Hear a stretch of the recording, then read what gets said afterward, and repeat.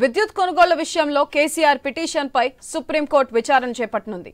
తెలంగాణ ప్రభుత్వం నియమించిన విద్యుత్ కమిషన్ను రద్దు చేయాలంటూ మాజీ ముఖ్యమంత్రి కల్వకుంట్ల చంద్రశేఖరరావు సుప్రీంకోర్టును ఆశ్రయించారు. తెలంగాణ హైకోర్టు ఉత్తర్వులను సవాల్ చేస్తూ కేసీఆర్ తరపు న్యాయవాది మోహిత్ రావు పిటిషన్ దాఖలు చేశారు. తెలంగాణ ప్రభుత్వం జస్టిస్ ఎల్ నరసింహారెడ్డిలను ప్రతివాదులుగా చేర్చారు. CJI Justice GY Chandrachud, Justice JB Pardiwala, Justice Manoj మిశ్రాలతో కూడిన ధర్మాసనం ఈ పిటిషన్ను విచారించనుంది.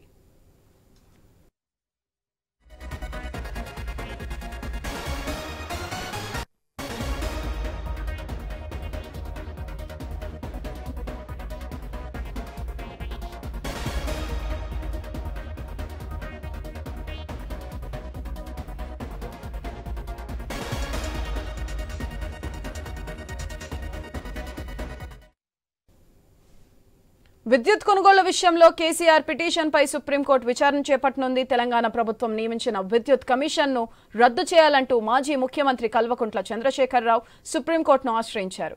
తెలంగాణ హైకోర్టు ఉత్తర్వులను సవాల్ చేస్తూ కేసీఆర్ తరపు న్యాయవాది మోహిత్ రావు పిటిషన్ దాఖలు చేశారు. తెలంగాణ ప్రభుత్వం జస్టిస్ ఎల్ నరసింహారెడ్డిలను ప్రతివాదులుగా చేర్చారు. CJI Justice GY Chandrachud, Justice JB Pardiwala, Justice Manoj మిశ్రాలతో కూడిన ధర్మాసనం ఈ పిటిషన్ను విచారించనుంది.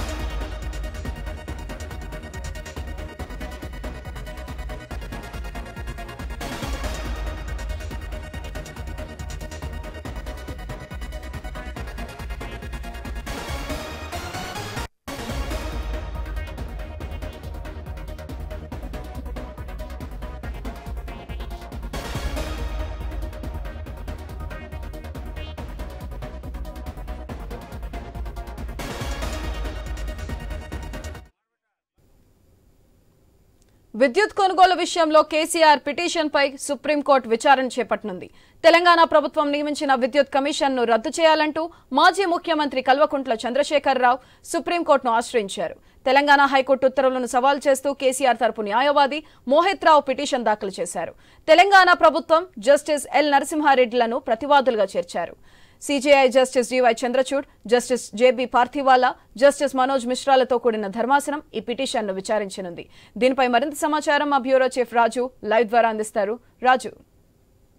సుజాత్రి, తెలంగాణ రాష్ట్రం ఏర్పడ్డ తర్వాత తొలి ప్రభుత్వంలోనే ఛత్తీస్గఢ్తో పాటు ఛత్తీస్గఢ్ నుంచి తెలంగాణ రాష్ట్రానికి విద్యుత్ కొనుగోలు ఒప్పందాలు కుదుర్చుకున్నటువంటి ఆనాడు ముఖ్యమంత్రి కేసీఆర్ పైన ఈ రోజు ఉన్నటువంటి కాంగ్రెస్ ప్రభుత్వం ఒక విచారణ కమిషన్ చేపట్టింది.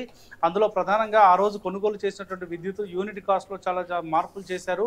ఇందులో మొత్తం లోపభూయిష్టమైనటువంటి ఒప్పందాలు చేసుకొని నాణ్యమైనటువంటి విద్యుత్ అందించకుండా సర్ప్లస్ విద్యుత్ పేరుతో ఇప్పటివరకు తెలంగాణ ప్రజలు మోసం చేస్తూ అనేకమైనటువంటి అవకతవలకు పాల్పడ్డారని చెప్పేసి ఈ రోజు ఉన్నటువంటి రేవంత్ రెడ్డి ప్రభుత్వం జస్టిస్ ఎల్ నరసింహారెడ్డి నేతృత్వంలో ఒక కమిషన్ను ఏర్పాటు చేయడం జరిగింది. దీనిపైన సంపూర్ణమైన విచారణ కొనసాగించాలని చెప్పేసి కూడా చెప్పారు. సో ఈ నేపథ్యంలో ఈ విచారణకు సంబంధించినటువంటి కమిషన్ రాష్ట్ర మాజీ ముఖ్యమంత్రి కేసీఆర్ కు ఒక నోటీస్ ఇవ్వడం జరిగింది. మీరు ఈ విచారణకు హాజరు కావాలి అని చెప్పేసి దానికి సంబంధించిన వివరాలన్నీ కూడా, దాంతోపాటు విద్యుత్ కొనుగోలుతో పాటు తెలంగాణ రాష్ట్రంలో కొత్తగా ఏర్పాటు చేయబడినటువంటి యాదాద్రి పవర్ ప్లాంట్ కావచ్చు, ఇతర థర్మల్ విద్యుత్ కేంద్రాలు ఏవైతే ఉన్నాయో వాటన్నిటికి సంబంధించినటువంటి అంశాలపైన విచారణకు రావాలని చెప్పేసి కూడా నోటీస్ ఇవ్వడం జరిగింది. ఆ రోజున విదేశాఖ మంత్రికి, ముఖ్యమంత్రికి, అధికారులకు కూడా. అయితే కేసీఆర్ మాత్రం దీన్ని నిర్ద్వందంగా తోసిపుచ్చడం జరిగింది. జస్టిస్ ఎల్ నరసింహారెడ్డి కమిషన్కి ఎటువంటి అర్హత లేదు, దానికి నిబద్ధత లేదు, చట్టబద్ధత లేదు, కాబట్టి నేను ఆ కమిషన్కి హాజరు కావాల్సిన అవసరం లేదు, వెంటనే ఆ కమిషన్ని రద్దు చేయండి అని చెప్పేసి ఆయన 12 పేజీల లేఖ రాయడంతో పాటు హైకోర్టును కూడా ఆశ్రయించారు. హైకోర్టులో ఈ ధర్మాసనం సంబంధించినటువంటి ఈ అంశం పైన హైకోర్టు దాన్ని రద్దు చేయడం జరిగింది. సో అంటే పిటిషన్ కొట్టేశారు, కేసీఆర్ పిటిషన్ కొట్టేయడం జరిగింది.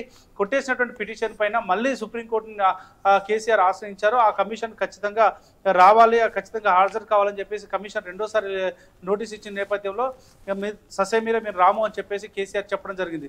సో ఈ నేపథ్యంలో ఈ కమిషన్ హైదరాబాద్ హైకోర్టు కొట్టేసినటువంటి కమిషన్ పైన తన పిటిషన్ పైన మళ్ళీ సుప్రీంకోర్టును ఆశ్రయించడం జరిగింది. సుప్రీంకోర్టులో ఈరోజు దానికి సంబంధించిన విచారణ కొనసాగబోతా ఉంది. కేసీఆర్ విచారణకు హాజరు కావాలా లేదా అనేది కూడా ఈరోజు తేలబోతున్నటువంటి పరిస్థితి. తెలంగాణ రాష్ట్రం ఏర్పాటు చేసినటువంటి ఏదైతే కమిషన్ ఉందో జస్టిస్ ఎల్ నరసింహారెడ్డి కమిషన్, ఈ కమిషన్కి చట్టబద్ధత ఉంటుందా లేదా అనేది కూడా ఈరోజు సుప్రీంకోర్టు మరోసారి తేల్చే అవకాశం ఉంది. Sudhatri. Right, thank you Raju.